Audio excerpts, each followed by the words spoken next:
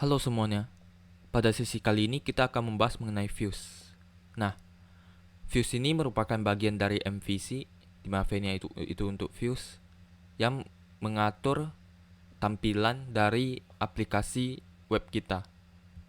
Jadi, ibaratnya itu views itu yang mengatur apa yang akan dilihat user nanti. Nah, di Laravel sendiri, viewsnya itu menggunakan Blade. Nah, apa itu Blade? Blade itu adalah sebuah templating engine dari Laravel yang dimana ibaratnya itu HTML with PHP gitu. Jadi dia itu seperti HTML murni, tetapi dia dibumbui dengan codingan PHP gitu. Jadi kalian bisa melakukan logic di dalam Blade ini. Ini kita contohkan saja mengenai Blade ini. Nah, sebelumnya ke VS Code, kemudian untuk Blade itu biasanya disimpan di resource, kemudian views. Nah, di sini ada sebuah Blade bawaan yaitu welcome. Nah, ini kita bisa lihat saja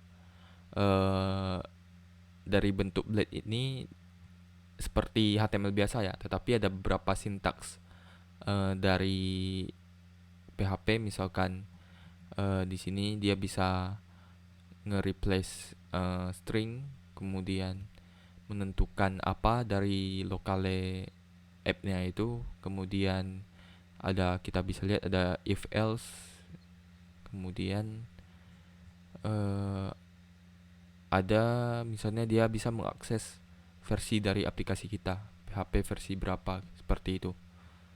Nah, ini kita buat views baru saja.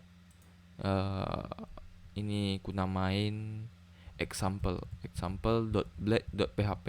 Nah, untuk format penamaannya itu seperti ini ya, .blade.php. Nah, ini ku buat HTML biasa saja, di HTML.25. Nah, kemudian di body-nya ini ku coba taruh P aja, P biasa, hello world, seperti itu. Nah, kita akan coba buka views ini dari routes kita ya.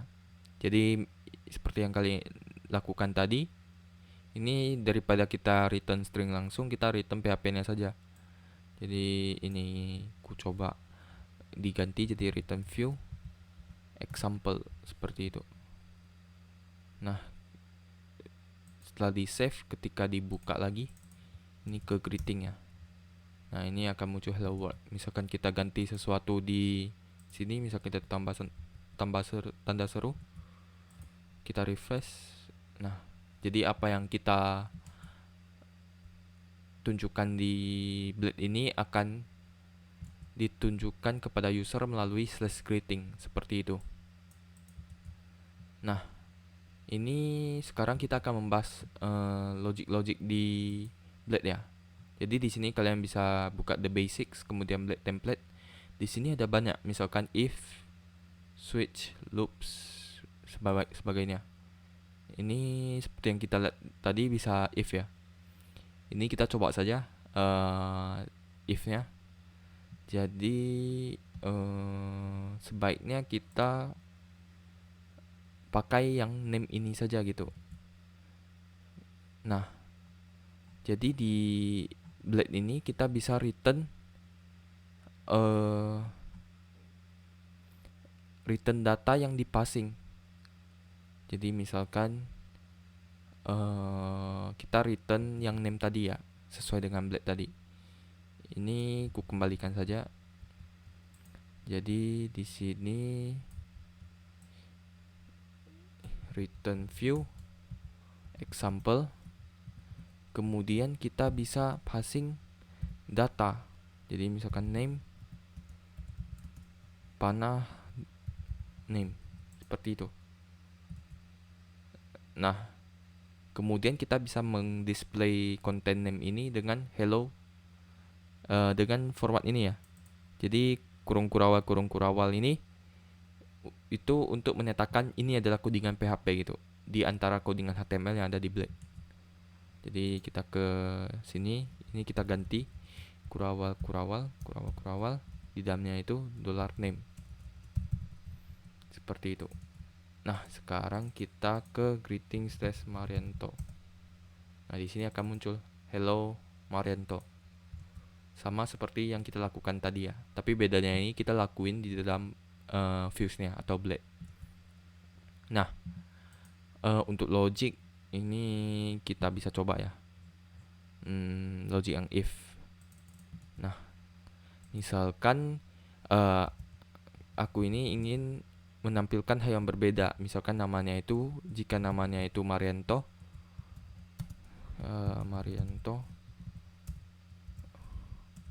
maka yang dimunculinnya itu Hai Marianto gitu. Tapi jika bukan, dia akan tetap hello seperti itu. Nah, ini if yang sangat simple ya.